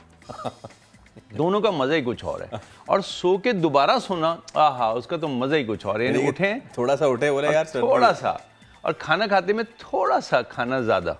अरे ये मुझे पता नहीं क्यों अपना अपना सा लग रहा है, हालांकि ऐसा है नहीं, लेकिन फिर भी सर कंटिन्यू। नहीं दिखता है, ऐसी कोई बात नहीं है। नहीं, ये तो अच्छी बात है, लेकिन कितना सोना और कितना खाना, इसको हमें देखना होगा। ज़ाहिर बात है, गहरी नींद आ रही है, मज़ा है, सन्नाटा है। लोग सर्दियों में वैसे भी गाड़ियाँ नहीं निकलती ना, तो गलियों में सन्नाटे हो जाते हैं, बड़ा मज़ा आता है। लेकिन हमें ये देखना होगा, क्या ये मौसम हमें इसलिए मिला है कि हम घर में बैठ जाएं? नहीं, हम कितने नाशुक्रे हैं कि गर्मियों में इस मौसम का इंतज़ार करते हैं और इस मौसम में इसका शिकवा करते हैं। हाँ, अभी आपने कितनी खूबसूरत बात की थी कि कुछ दिन हों तो चले जाएं, अभी भी वक्त है, आप अभी भी जा सकते हैं। हाँ। कौन लोग हैं जो वहाँ चले जाते हैं? जिंदगी जिंदा दिली का भी नाम है और एक्टिविटी का नाम है। अगर आप एक्टिव नहीं हैं तो फिर जिंदा नहीं, फिर कोई फ़ायदा नहीं। अच्छा, ये जैसे कि लोग जो है ना समझते हैं कि सर्दियों में पता नहीं कैसे बाहर जाया जाए, मैं भी ये समझता था, लेकिन कुछ दिनों कबल जब इत्तेफाक हुआ नॉर्दर्न एरियाज़ का, तो वहाँ पे देखा मैंने सुबह तकरीबन 6 साढ़े 6 बजे एक शख्स एक बड़े से बोल्डर पे बैठा हुआ और उसने जो है वो आलती पालती मार के और वो एक उसने करके, it was such a beautiful feeling कि आप मतलब इससे खूबसूरत क्या होगा कि आप नेचर के बीच में मौजूद हैं, चारों तरफ जूनिपर के दरख्त हैं और सामने दरियाई गिलगित बह रहा है और आप ऊपर बैठ के और ये इसको एंजॉय करें। मतलब कि ये मैं सिर्फ बातों बातों में ही आपको वहाँ पे ले गया। ठीक है, तो अच्छा अब मैं ये चाहूँगा कि सर थोड़ा सा हम इसको डेमोस्ट्रेट भी करें। ऐसे सर्दियों में हमारी अक्सर ये मसले होते हैं, सुबह उठ रहे हैं तो फलां जो है वो अकड़ा हुआ है जोड़, यहाँ पे मसला हो रहा है, गलत हो जाते हैं। तो सर्दियों में उठते ही हम क्या ऐसा कर सकते हैं, कुछ योग पोजीशंस इस तरह की कि जो हम एक्टिव भी हो जाए? देखो, एक तो होती है मुकम्मल एक्सरसाइज, एक होती है स्ट्रेचिंग, तैयारी। तो सबसे पहले तो आपको तैयारी करनी चाहिए, थोड़ी सी गर्दन की एक्सरसाइज कर लें। 3 बड़ी मुनासिब एक्सरसाइज हैं, साइड बेंडिंग है, अप एंड डाउन है और ट्विस्टिंग है। बड़ा सिंपल है। थोड़े शोल्डर को भी रोटेट कर लें, मज़ा आता है ऐसे बैठे बैठे, ज़रा अच्छा सा लगता है। पीछे और आगे ये तो तुम, हाँ ये भी हो सकता है, एक से भी हो सकता है, 1 से भी हो सकता है, 2 से भी हो सकता है और उस पर डांस भी हो सकता है। और डांस भी हो सकता है और जितने लोग बैठे हैं उनके हिसाब से हो सकता है। अगर ज़्यादा लोग बैठे हैं तो बहुत ही हल्का हल्का करें और अकेले होते तो थोड़ा सा पास कर लें। उसके बाद एल्बो पे आ जाएं, आप कहीं भी किसी भी अंदाज से कर सकते हैं। आप रिस्ट को ज़रा घुमाइए, को खोलिए। अच्छा, जिन लोगों को रूमेटाइड आर्थराइटिस है उनके लिए तो बड़ा ही मसला हो जाता है, एक ठंडक और फिर जिस्म का, वैसे तो उनको तो वैसे भी एक्सरसाइज करनी चाहिए। को सबसे ज़्यादा ये ऑस्टियोआर्थराइटिस और ऑस्टियोपोरोसिस। देखो, ऑस्ट्रो में तो अलग होगा, लेकिन जब रूमेटाइड आर्थराइटिस होगा जो कि इम्यून सिस्टम का मामला है, ऑटो इम्यून डिजीज़ है, उसमें कोई इलाज तो है नहीं, उसमें एहतियात है। तो आपको क्या करना है, आपने पूरी उंगलियों का एक्सरसाइज करना है, थोड़ा सा इनको हिला लें।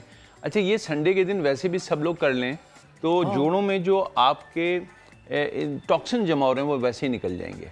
तो थोड़ा उंगलियों को घुमा लें। ये कंप्यूटर वालों के लिए फ़ायदा होता है वैसे तो, कहते हैं ना ख़राब चीज़ों में भी कुछ निकल ही आता है फ़ायदा, तो ये वो है। लेकिन उसके बाद आपके 3 बुनियादी एक्सरसाइज आपकी होनी चाहिए। गर्दन की एक्सरसाइज सही, कमर की एक्सरसाइज और हिप जॉइंट की एक्सरसाइज सही। मेरा जो क्लिनिक है ऑर्थोपेडिक, उसमें जो सबसे ज़्यादा मेरे पास लोग आते हैं वो सर्वाइकल या फिर हिप के प्रॉब्लम के लोग आते हैं। सीनियर में नी और स्पाइन तो होता ही है। मैंने नोट किया है कि ये इनके बैठने के तरीके की वजह से होता है। गलत तरीके से हम बैठते हैं सर्दियों में, क्योंकि ज़्यादा टाइम, जैसे हमने अभी गुफ्तगू की, ज़्यादा दिल चाहता है लेटने का, बैठने का, तो बस जहाँ पे टेढ़े मेढ़े लेटे वहीं बैठ गए। कोशिश करें कि अगर आपको थोड़ा लेटना भी है तो कम से कम अपनी पोजीशन के ऊपर ध्यान दें। तो एक्सरसाइज जो आपने स्ट्रेचिंग की बात की वो लेटे लेटे भी हो सकती है। बिल्कुल। कैसे? लेटे लेटे पैर को हिलाते रहें, हाथ को हिलाते रहें, कुछ नहीं हो जाएगी। अच्छा, अब मैं चाहूँगा कि अगर हम यहाँ आ सकें, मैं बिल्कुल हाँ आपके तो अब जैसे फ़र्ज़ करें जी, मैं अब ये सुबह है और मैं उठ गया हूँ, मैंने अपनी सारी चीज़ें जो है वो वार्म अप कर ली हैं, दिस एंड ऑल दैट। अब मुझे भागना है ऑफिस। मेरे पास है टोटल 15 मिनट। लोग ये समझते हैं कि 15 मिनट में होता है, लेकिन 15 मिनट का कोई कर लेना तो कार्डियो या फिर योगा, तो उसको लग पता जाएगा कि 5 मिनट भी जो है वो बड़े मुश्किल होते हैं। तो वजाद भाई, मुझे थोड़ा सा अगर इनिशियली सुबह उठने वालों के लिए कि जी क्या करें, कैसे करें, और नॉट ओनली मॉर्निंग लेकिन इवनिंग में भी, यानी टारगेट ये है कि हमारे पास है नीचे हमारे पास है 15 मिनट। 15 मिनट तो बहुत है। हाँ, 5 मिनट भी अगर मेरे साथ भी कोई कर ले, हाँ, तो गर्मा गर्म तो वैसे हो जाएगा। गर्म गर्म चाय का मजा उसको खुद आ सकता है। देखिए, बहुत सिंपल सी बात है। आप सबसे पहले तो अपने आप को मुकम्मल तौर पे खड़ा करें। ऐसा ना हो कि आप थोड़ा सा ढीले खड़े में, यू नो सर्दी लग रही है, ऐसा नहीं है।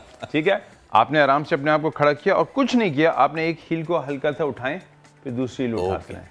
ये वार्म अप एक्सरसाइज है जो कि आराम से होती रहेगी। इसको आप खड़े खड़े वॉक भी कह सकते हैं। सही है। और आप और चाहें तो वाकई ये वॉक कर सकते हैं। अब ये जो सिंपल वॉक मैं कर रहा हूँ, इसके लिए मुझे किसी पार्क में जाने की जरूरत नहीं है। बिल्कुल, बाहर सर्दी है, मैं कमरे में हूँ, कमरे में तो नहीं है, थोड़ी सी वेंटिलेशन हो रही है और मैं अपनी एक्सरसाइज कर रहा हूँ। और जनाब ये देखिए, मैं आराम से एम ए जिन्ना रोड पे निकल आए। ठीक है, और होते होते थोड़ी देर में सदर पहुंच जाएंगे। हल्के हल्के चल रहा हूँ, थोड़ा सा पानी है बीच में, लेकिन वहाँ से निकलता हुआ और नुमाइश से होता हुआ मैं ज़रा सोच रहा हूँ कि नुमाइश से होता हुआ लियाकताबाद की तरफ से निकल जाऊँ। मैं तो कह रहा हूँ, आपने देखा ना कि मैंने सिंपल एक्सरसाइज की है, इसमें कुछ नहीं किया। बिल्कुल, ये ब्लड सर्कुलेशन थोड़ा तेज हुआ मेरा। अब मैंने जो एक्सरसाइज करनी है, जैसे कि मैंने आपसे कहा था कि थोड़ी नेक की एक्सरसाइज कर लेते हैं, हल्का सा स्ट्रेच कर लें, बहुत लाइट। ये ऑफिस जाने से पहले आपके लिए ज़रूरी है। थोड़ा सा आपने पीछे की तरफ गर्दन की लेकिन हाथ लगा दिया ताकि नेक के ऊपर सर्वाइकल पे आपको प्रेशर आ जाए। यही आगे से करें। स्ट्रेच करना चाहें तो थोड़ा सा और स्ट्रेच कर लें, लेकिन अगर ज़रूरी नहीं कि आप बहुत ज़्यादा इसको करें। ठीक है, शोल्डर को मैंने कहा था कि रोटेट कर लें। शोल्डर के बाद आप क्या करें कि अपने आप को इस तरह टर्न करें, ये दोनों हाथ यहाँ मिलाएं, ये सबसे और मुश्किल शोल्डर काम है। ब्लेड को पीछे की तरफ खींचें। ओके, ठीक है, ऐसा फ्रेश हो जाएंगे। ये अब ये जो बीच में शोल्डर ब्लेड मेरा आ रहा है ना, इसको मैंने स्ट्रेच किया, सही, शोल्डर ब्लेड मिलाने की कोशिश की और फिर छोड़ दिया। सही।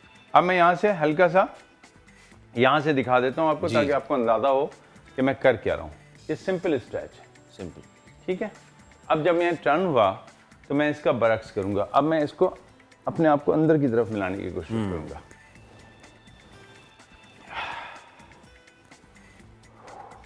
इनहेल करते हुए स्ट्रेच करें और एक्सहेल करते हुए अपने आप को थोड़ा सा होल्ड भी कर लें। सही।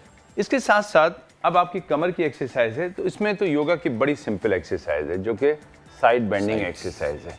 इसको आप बहुत लाइट अंदाज में करें, गहरी सांस लेते हुए करें और सांस निकाल के आप थोड़ा रुक जाएं या हल्का सा स्ट्रेच कर दें। बहुत ज़्यादा मूवमेंट की जरूरत नहीं है। ये तो आप ऐसा है जैसे कि मशीन बिल्कुल ब्लॉक हुई हुई हो और आप उसको एकदम चलाने की कोशिश करें तो ख़राब हो सकती है।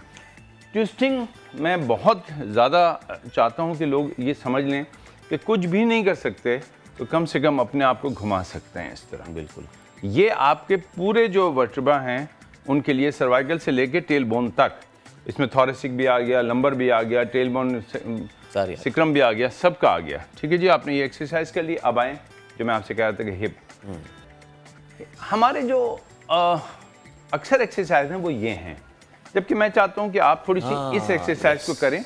ये एकदम आपको ऐसा चाको चौबंद कर देंगे। और आप अगर माशाल्लाह जिस तरह आप इस वक्त सूट में हैं, आप इसमें भी हैं, तो जाने से पहले अभी इतनी देर में, जितनी देर में कि आप सोच रहे हैं कि मैं निकलूं कि ना निकलूं, इतनी देर में भी ये एक्सरसाइज कर, ये सब सारी हो गई। हाथों की एक्सरसाइज और इसी तरह पैर की थोड़ी सी एक्सरसाइज। इसके लिए आप किसी चीज़ का सहारा ले सकते हैं। अच्छा, ये मज़े की बात है कि ये पैर की एक्सरसाइज है ना, ये आपको ऐसा फ्रेश कर रही है क्योंकि ये नेक की भी एक्सरसाइज है। ये बहुत सिंपल एक्सरसाइज है, ठीक है। और इस एक्सरसाइज में एक बड़ा मज़ा आता है, जब हम यूं घुमा रहे होते हैं तो हमारा मुंह भी खुद ब खुद घूम रहा होता है, पता नहीं क्यों। मज़ा आता है, ऐसा लगता है जब मुंह भी घूम रहा है। ये सिंपल एक्सरसाइज हुई।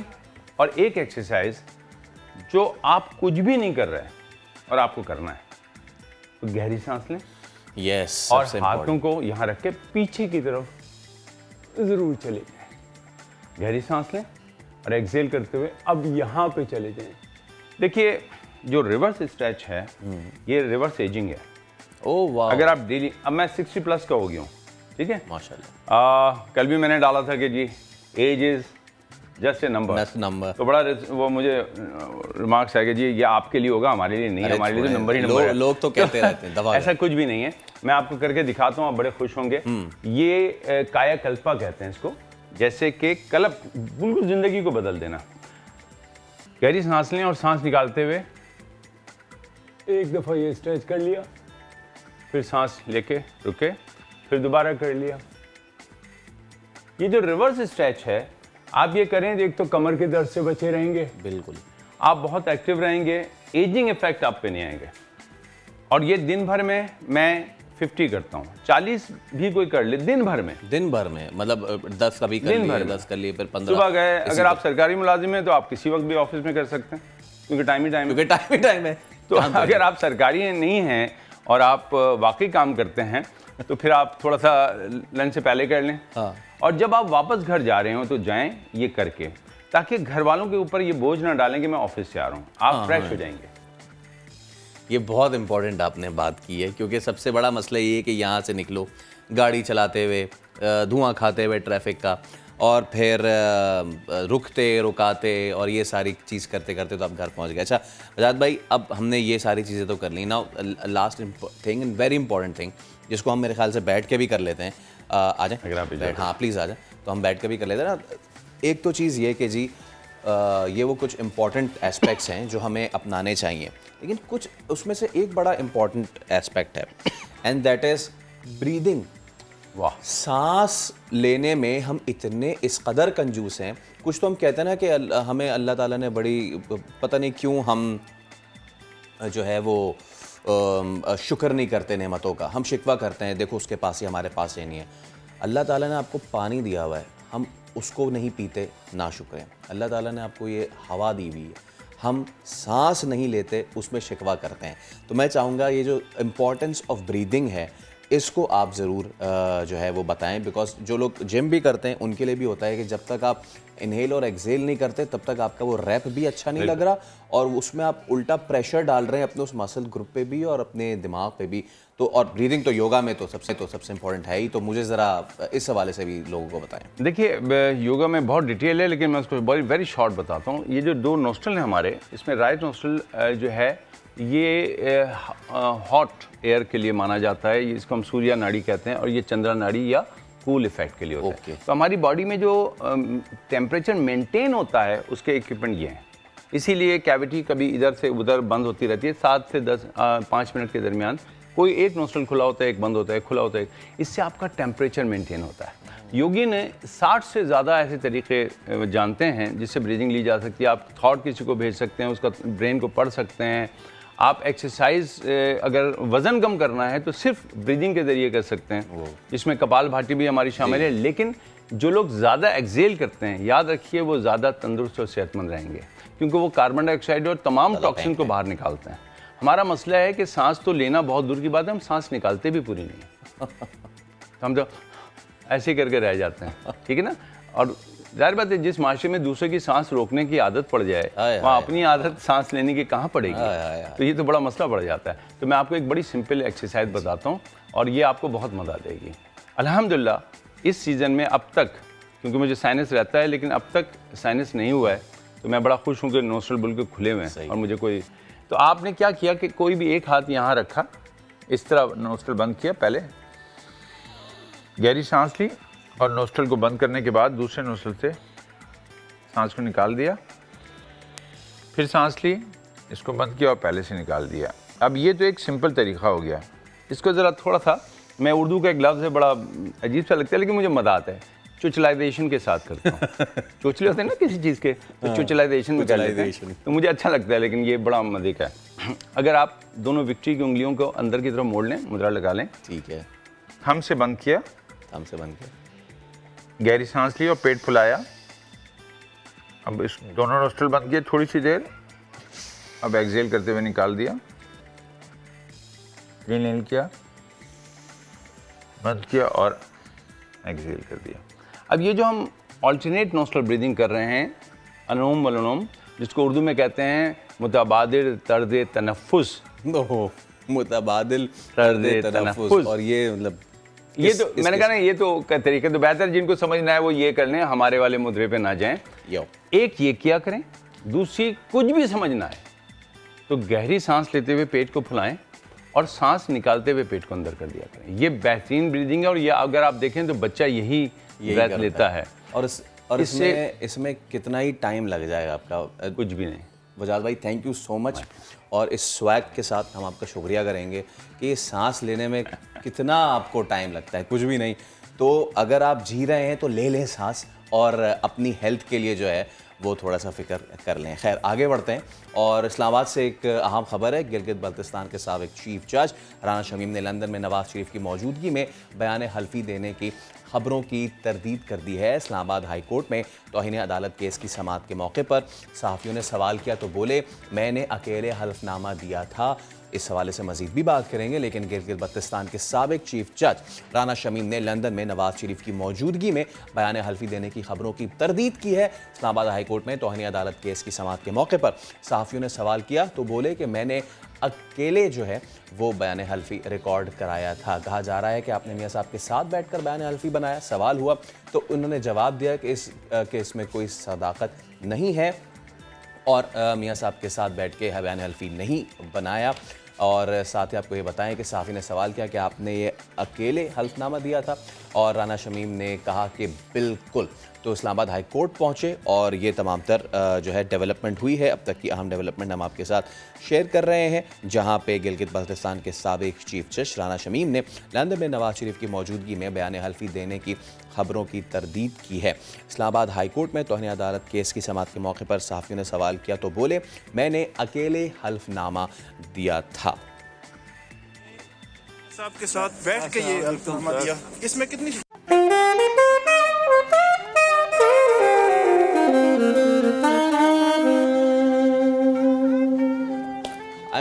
दुनिया में बहुत सारे इंस्ट्रूमेंट्स हैं कि जिनकी आवाज़ बहुत खूबसूरत होती है, and saxophone is one of them, and the player who is playing with it, it's absolutely beautiful. लेनी हमारे साथ मौजूद हैं। यानी सबसे पहले तो thank you so much for coming. एक तो आपका ये भी बड़ा एजाज़ है। मैं हमेशा ये जब प्ले होते हुए देखता था दुनिया में कहीं भी, तो मैं सोचता था कि यार हमारे यहाँ इसको कौन प्ले करता है, बट फाइनली आपसे मुलाकात हुई है। ये एयरपोर्ट वाली चीज़ तो है ही, बट द थिंग इज़ कि हमारे लिए एजाज़ की बात यह है कि लेनी जो है वो पाकिस्तान को रिप्रेजेंट करने वाले, I guess you are right now अकेले हैं जो कि लिस्टेड हैं सैक्सोफोन प्लेयर्स में all over the world. Yes that's right. First of all thank you so much कि आपने मुझे इनवाइट किया Faisal. It's an honour to be here and being recognized by you all and these channels is great. So basically I'm the first Pakistani saxophonist who is globally recognized, and Wikipedia has listed me over all the saxophonists in Pakistan. तो ये बड़ी interesting बात है और बड़ी honor की बात है और बड़ी satisfaction होती है कि as a nation I have contributed to my country. अच्छा, बड़ी खुशी होती है। बड़ी खुशी होती है। इससे पहले कि मैं आपसे मज़ीद इसके हवाले से भी जानूँ, मैं ये चाहूँगा कि थोड़ा हम उस इंसिडेंट का जिक्र करें जो कि एयरपोर्ट पे हुआ। वो बड़ा क्यूट था, वो बड़ा ज़बरदस्त था, लोगों ने उसको बड़ा रिकग्नाइज़ किया, उसको बड़ा पसंद किया। वो क्या हुआ था मुझे बताएं। आप जा रहे थे या कहीं से आ रहे थे, एंड वो at the spur of the moment हुआ या आपने सोचा था कि मैं इसी तरह का कुछ करता हूँ? सो बेसिकली किसी ने ये बात बोली कि इमोशंस एंड सिचुएशन जब ये दोनों मिल जाते हैं तो इट क्रिएट्स मैजिक। तो and you have to be in the right place at the right time, और वही हुआ कि हमारा एक कॉन्सर्ट था लाहौर में। ठीक है, और यहाँ I would like to mention a name specially, Amna Aurangzeb. तो she is the one who invited us over out there. उसकी 50th बर्थडे थी, हमने बजाया और हम वापस आ रहे थे लाहौर से कराची। तो और हम लोग आए, हमने लैंड किया और बैगेज के लिए हम लोग वेट कर रहे थे। हमने बोला यार, और इंस्ट्रूमेंट्स हमारे साथ थी और मौका अच्छा था, लोग भी थे, और कभी ऐसा मौका मिला नहीं हमें कभी कि यार और क्रिसमस का सीजन भी था, एवरीथिंग वाज नाइस। तो मैंने अपने गिटारिस्ट को बोला ऐसा, यार why not, let's do something, क्योंकि कभी हुआ नहीं, पूरी दुनिया में होता है एट एयरपोर्ट्स, हमारे यहाँ कभी ऐसा हुआ नहीं। सो मैंने अपना इंस्ट्रूमेंट निकाला और मैंने बजाना शुरू किया, और लोग जो थे कुछ सरप्राइज थे कि ये हो क्या रहा है, और कुछ ने एंजॉय किया। कुछ सोच रहे होंगे कि कोई कैंपेन तो नहीं है, इस तरह की कोई चीज़। बहुत लोगों ने मुझे बोला कि आप लोग परफॉर्म कर रहे थे, ऐसे नहीं परफॉर्म नहीं कर रहे थे, रैंडम था, वेरी स्पॉन्टेनियसली मैंने निकाला, हमने बजाया, लोगों ने एंजॉय किया। We were trying to be happy. That's it. We were it. trying to live. Just celebrate, and just कि मुस्कुराहट डाले लोगों के चेहरे पे। कई बार ऐसा होता है ना कि मतलब अब सोसाइटी का हर सेगमेंट हमारे लिए बहुत रिस्पेक्टफुल है, लेकिन अंकल आंटी आते हैं, बंद करो उसको, क्या कर रहे हो, बट ऐसा कुछ नहीं हुआ। एक अंकल थे, वो आए and he started dancing. That was the best thing. बजाना तो इट्स फाइन, लेकिन जब आपको आगे से आउटकम मिलता है तो बड़ी खुशी होती है। तो जो अंकल आए, उन्होंने डांस किया, एंजॉय किया, it was epic, amazing. Okay, now I want to ask के जी, ऑब्वियसली हमारे मुल्क में म्यूज़िक जो है उससे लोग बड़ी मोहब्बत करते हैं, बहुत पसंद करते हैं, लेकिन उसके पीछे एक म्यूजिशियन की जितनी मेहनत होती है ना, वो कभी कभी लोग अंडरस्टैंड नहीं करते। मैं आपसे पूछना चाहूँगा कि सैक्सोफोन जो है, why you choose this instrument only, क्यों? Basically I belong to a convent school, Saint Paul's और सेंट पैट्रिक्स से मैं पढ़ा हूँ। तो मैं अपने आप को खुश नसीब समझता हूँ क्योंकि ये इंस्ट्रूमेंट वहाँ पे सिखाया जाता है। ठीक है, बाकी स्कूल्स में नहीं होता। दैट्स अ वेरी की फैक्टर। वैसे बाकी स्कूल में तो कुछ भी नहीं सिखाया जाता। Actually I am a music teacher as well. वहाँ सिर्फ ये सिखाया जाता है कि आपने ये फला कलर डे पे फला स्टिकर लेके आने हैं और ये सारी चीज़ें। स्पोर्ट्स ग्राउंड भी नहीं होते, एंड म्यूजिक तो बाकी स्कूल्स में ख़त्म ही होता जा रहा है। But yes, please continue. Yeah so basically I am also music teacher. मैं 19 सालों से म्यूजिक स्कूल, मतलब म्यूजिक में स्कूल सिखा रहा हूँ, स्कूल में म्यूजिक सिखा रहा हूँ, sorry. So, but not the saxophone. Okay. It's the keyboard और singing जो है, Okay. ठीक है, not the saxophone. School band नहीं है वहाँ पे, अगर स्कूल बैंड है भी तो ड्रम सिखा रहे हैं, कीबोर्ड सिखा रहे हैं, वोकल्स एंड गिटार। तो मैंने जो है वो ट्रेंड सेट किया है और कर रहा हूँ। मैं यहाँ पे ये भी बताता चलूँ कि the first female saxophonist of Pakistan, she is my student, Leena Habib. एक वाहिद ही है वो पूरे पाकिस्तान में, तो उसको मैंने सिखाया है और मज़ीद और भी तैयार कर रहा हूँ, क्योंकि यहाँ पे इसका एक्सपोजर नहीं है। जैसे आपने बोला कि you know I didn't know anyone who plays this, अभी भी बहुत सारे लोगों को नहीं पता, लेकिन thanks to social media, thanks to you guys कि आप लोग इसको पुश करते हैं, हमें बुलाते हैं, हमारे थ्रू बहुत सारे लोग जो सीखना चाहते हैं दे कॉन्टैक्ट मी, तो it's good, it's a good feeling. So let's end our segment. और ऐसे नहीं, मैं आपको ऐसे नहीं जाने दूंगा, बिकॉज जो भी इंस्ट्रूमेंट देखता हूँ मुझे यू नो अंदर से ये हो जाता है कि so why not do a piece, okay, छोटा सा, ओके, एंड जो मेरा फेवरेट है that's Junaid, okay, Aitbaar, okay, okay, so I will sing a part, let's do it a bit tricky, जैसे एतबार भी आ ही जाएगा एंड द नेक्स्ट लाइन आप करेंगे, okay. But let me give you the scale first. Yes, please. ठीक है? क्योंकि this is also very tricky instrument. अच्छा, आप स्केल दे रहे हैं मुझे, मैं आपको बता देता हूँ, पता नहीं आप जो स्केल देंगे मैं उस पे जा सकूँ ना जा सकूँ। हो जाएगा। Okay. Let's make it magical. Again. Okay, let's make it magical.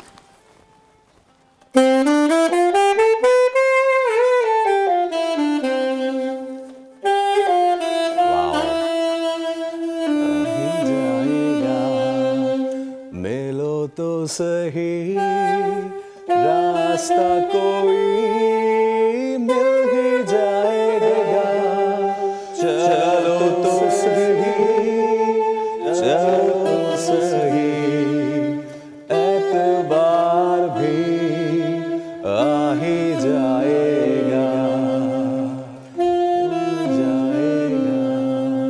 धूप में खड़ा जल रहा हूँ मैं, साया दो मुझे, ये मेरा जुनून, ये मेरी लगन है, मेरी सजा, मेरी ये थकन कह रही है क्या, चलो तो सही, चलो तो सही, प्यार प्यार भी हो ही जाएगा, आ ही जाएगा।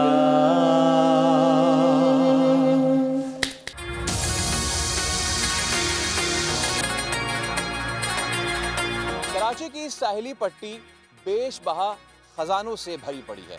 उन्हीं में से एक खजाना है ये ग्रीन टर्टल, सी टर्टल की एक स्पीशी, एक किस्म। कई सालों से इस पे इतना काम नहीं हो रहा था और पिछले चंद माह से तो जो लोग यहाँ घूमने फिरने आते हैं वो इन मादा कछुओं के एग लेइंग में बहुत बड़ा रुकावट बन रहे थे। लेकिन अब वाइल्ड लाइफ डिपार्टमेंट ने कुछ काम करना शुरू किया है। ये काम किस हद तक बढ़ा है और वो लोग जो तंग करते हैं इन्हें, वो आखिर तंग कैसे करते हैं, कहीं वो लोग आप और मैं तो नहीं बन रहे, आज जानने की कोशिश करते हैं। आइए मेरे साथ। मैं हूँ मौजूद ये नेस्टिंग एरिया, हैचिंग एरिया इसको कहते हैं, और यहाँ पे ये है कछुए के अंडे। अच्छा, अब बहुत सारी मिसकंसेप्शन थी इन अंडों के हवाले से। उसमें से एक ये भी थी कि बाज़ार में जो है वो इनको मुर्गी का अंडा कह के बेच देते थे, लेकिन जितने मुँह उतनी बातें, ये बिल्कुल भी मुर्गी के अंडे ऐसा नहीं है। और ये जिस तरह आप समझते हैं ना कि कछुआ कितना कोई उसका हार्ड शेल होता है तो अंडा भी उतना सख्त होता होगा, ऐसा भी बिल्कुल नहीं है। टेबल टेनिस खेलिए आप लोगों ने, तो टेबल टेनिस की बॉल जितनी सॉफ्ट होती है उसको हल्का सा प्रेस करेंगे, मैं इनको तो नहीं करूँगा, लेकिन उन बॉल्स को हल्का सा प्रेस करेंगे तो वो अंदर दब जाते हैं। तो बिल्कुल ये भी उसी तरीके से हैं, बहुत सॉफ्ट होते हैं।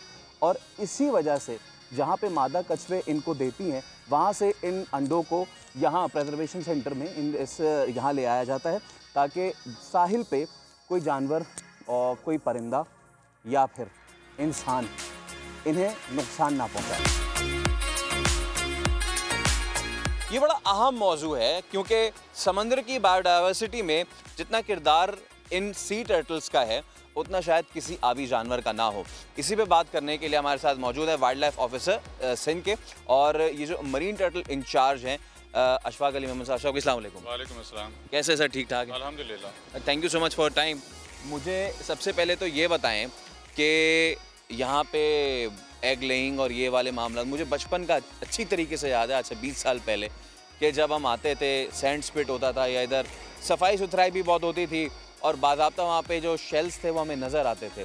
लेकिन अब इतनी कचरा, इतनी पोल्यूशन, ये तो हम समझते ही हैं, लेकिन ये कछुओं को, मादा कछुओं को एग लेइंग में प्रॉब्लम अब इन हर्ट्स की वजह से भी आ रही है, ये कैसे हुआ है? देखें, फ्रॉम अर्ली 80s जैसे कि आप बात कर रहे हैं, तो अगर उसका सिनारियो देखेंगे तो आपको यहाँ पे हर्ट की जो इस वक्त क्वांटिटी है वो ज़्यादा दिख रही है बनस्बत 80s के। उस टाइम इतने हर्ट नहीं थे, तो लोग अगर आते भी थे तो ये इतना कचरा वगैरह ये सारी चीज़ें यहाँ मौजूद नहीं होती थी, क्योंकि लोगों को फैसिलिटी इतनी थी नहीं। अब दिन ब दिन नए हट बनते जा रहे हैं, पार्टी टाइम्स जो है ना वो हो रही हैं, नाइट पार्टीज़ हो रही हैं, वलीमास हो रहे हैं, सारी चीज़ें हो रही हैं, तो लोगों का इंट्रोडक्शन जो है ना कुछ ज़्यादा ही बढ़ता जा रहा है, तो उसकी वजह से गार्बेज का रेशो भी कुछ ज़्यादा ही बढ़ता जा रहा है। सी टर्टल्स जैसे वो रात को एक टाइम बाहर आती हैं, जैसे मिनिममली स्टार्टिंग टाइम उनका होता है 8 बजे से स्टार्ट हो जाता है उनका बाहर निकलना, वो समुंदर की चढ़ाई पे डिपेंड करता है। समुंदर जल्दी चढ़ जाता है तो उसमें से सी टर्टल्स बाहर आना शुरू हो जाती हैं, तो इन लाइट की वजह से या शोर की वजह से तो उनको जो ना एग लेइंग में प्रॉब्लम होती है। और उसके अलावा रिमेनिंग यहाँ पे जैसे कि दूसरे भी प्रीडेटर्स हैं या दूसरे जानवर हैं, जैसे सपोज टू भी कुत्ते हैं या दूसरों लोगों की जो ना यहाँ पे वॉक थ्रू है या यहाँ पे जो है ना रेसिंग्स वगैरह होती हैं, तो इस वजह से भी जो है ना रात को प्रॉब्लम होती है उनको एग लेइंग करने में। और आगे क्या करने जा रहे हैं ये बताएं। देखें, Sindh wildlife department started working for conservation from 1970s। अब तक अगर देखा जाए तो total record Sindh wildlife department का ये है कि हम 8,60,000 के करीब, यानी कि अब तो रेशो 8,62,000 हो गया, क्योंकि 2000 इस साल भी हमने जो है ना वो सी ग्रीन टर्टल्स के बच्चे जो है ना हमने रिलीज़ किए हैं। तो सिंध वाइल्ड लाइफ 35 ईयर्स से जो काम कर रहा है उसमें जो रेशो रिलीजिंग का है तो 8,62,000 कोई कम नहीं है। उन्होंने काम किया है कंजर्वेशन के ऊपर, तभी ये रिज़ल्ट अभी सामने आया है। अभी इस वक्त राइटली इस रवां सीज़न में हमारे डिपार्टमेंट ने, यानी कि मेरी टीम ने, मेराइन टर्टल यूनिट की टीम ने 10,000 अंडे नेस्टिंग के लिए लगाए हुए हैं फॉर हैचिंग।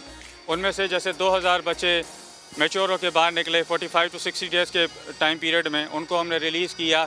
अभी आगे फ्यूचर के लिए ये है कि हम अपनी कुछ और वॉलंटियर्स को हायर करेंगे और हमने समरी भेजी हुई है ताकि हम अपना स्टाफ जो है ना हायर कर सकें थ्रू गवर्नमेंट चैनल्स, गवर्नमेंट के थ्रू, ताकि वो जब यहाँ आ जाएंगे तो जहाँ 8 लोग काम कर रहे हैं वहाँ जब 20 या 25 लोग काम करेंगे तो हमारा टारगेट 40 से 50,000 बल्कि हो सकता है 60,000 के करीब नेस्टिंग का हो जाए। अच्छा, आज आपका प्रोग्राम भी है, कुछ टर्टल्स को रिलीज़ करना है, सही है?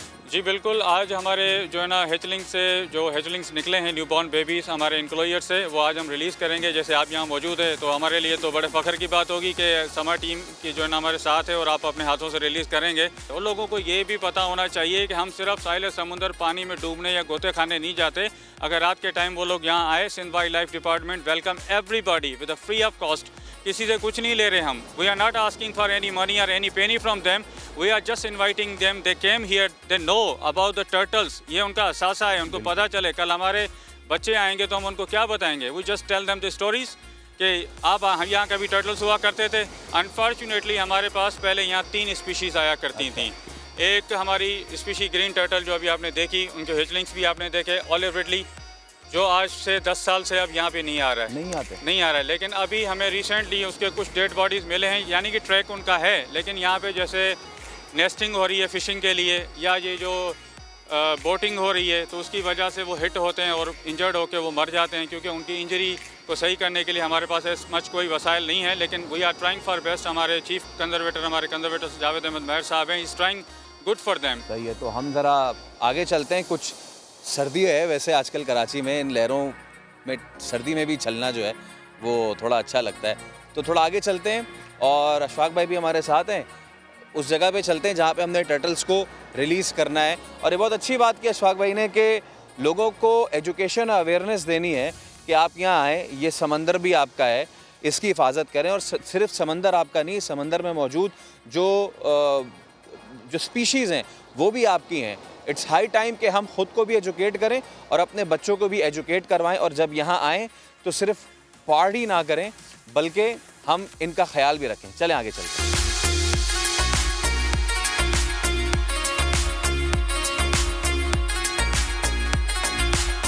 मैं आपसे एक सवाल करना चाहूँगा।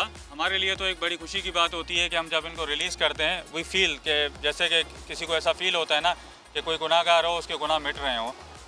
We are working like that कि हम एक अच्छा सा काम कर रहे हैं। लेकिन मैं आपसे पूछना चाहूँगा, आप जब इनको रिलीज़ कर रहे हैं, how you are feeling now?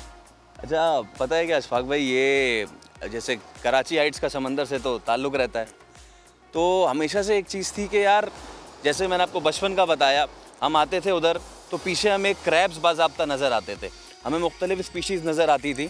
और अब अगर आपको क्रैब्स देखने हैं तो आपको उरमाड़ा जाना पड़ता है, ठीक है ना। तो आहिस्ता आहिस्ता वो स्पीशीज़ ख़त्म होती गई, लेकिन मुझे नहीं पता था कि आप इतना अच्छा काम कर रहे हैं। मुझे भी ऐसा लग रहा है कि this is one of the responsibilities जो कि हम पे जो है बतौर शहरी है, और हमें जो है वो ये रिस्पॉन्सिबिलिटी अदा करनी चाहिए।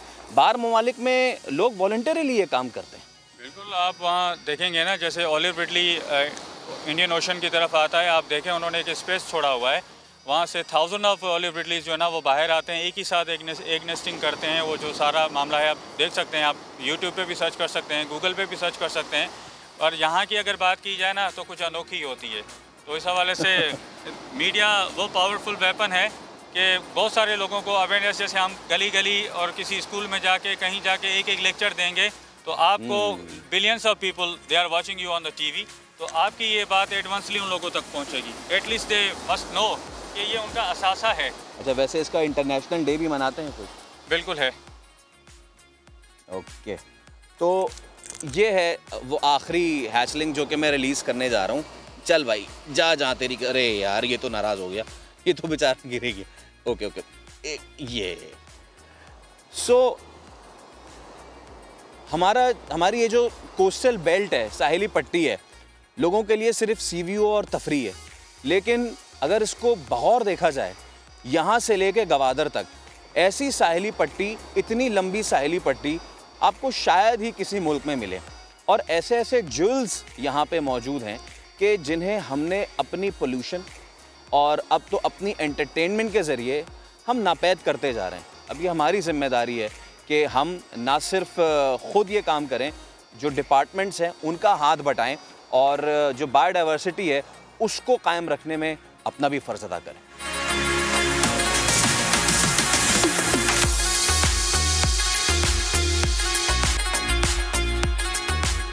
ये छोटे छोटे बेबी स्टेप्स हैं, ये कोशिश है सर्वाइवल टूवर्ड्स लाइफ की, एंड देयर यू गो।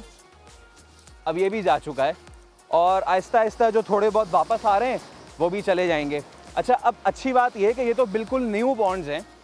मैं आपको दिखाऊंगा कि 1 साल का भी एक ग्रीन टर्टल है कि जो यहाँ पे मौजूद है, और 1 साल का वो कैसे होता है। इट्स ब्यूटीफुल, शानदार, ज़बरदस्त, it's one of its kind, और इसके फ्लैप्स बड़े सॉफ्ट हैं। अच्छा, देखने में ऐसा लगता है कि ये पूरा का पूरा हार्ड और ब्रिटल होता है, लेकिन ऐसा नहीं होता। इसका ये हेड एरिया भी बड़ा सॉफ्ट है, और इसके ख़ास तौर पर जो फ्लैप्स हैं ये बड़े सॉफ्ट होते हैं। यही देख के जो देखने वाले हैं, हमारी आपसे ये इल्तिजा है, इल्तमास है कि जब भी आप यहाँ पे आएँ तो कचरा ना फेंकें, और ये जो शीशे होते हैं ना, कम से कम ये तोड़ के यहाँ पे ना फेंकें। क्यों? क्योंकि इनके ये फ्लैप्स बहुत नाजुक हैं, बहुत इनको नुकसान पहुँच सकता है। अब इनको रिलीज़ करेंगे लेकिन आज नहीं। क्यों? क्योंकि इनको फ्रेश वाटर में रखा था, अभी इनको आहिस्ता आहिस्ता आदी बना रहे हैं सी वाटर का। और जिस तरीके से ये बेताब हो रहा है ना, डोंट वरी ब्रो, आप 2 दिन में अंदर चले जाएंगे। इनको आहिस्ता आहिस्ता आदी बनाएंगे। आज हमने कोशिश की कि हम आपको बता सकें कि सी टर्टल्स के लिए सिंध वाइल्ड लाइफ डिपार्टमेंट क्या कर रहा है। कोशिश ये भी की बताने की कि मुझे और आपको क्या करना है। तो जब भी साहिलों पर आएँ, कचरा ना फेंकें। क्यों? उसकी जीती जाती मिसाल ये है, आपके फैलाए हुए कचरे से इनको बहुत तकलीफ़ होती है। चलें जी, आडियोस, बाय।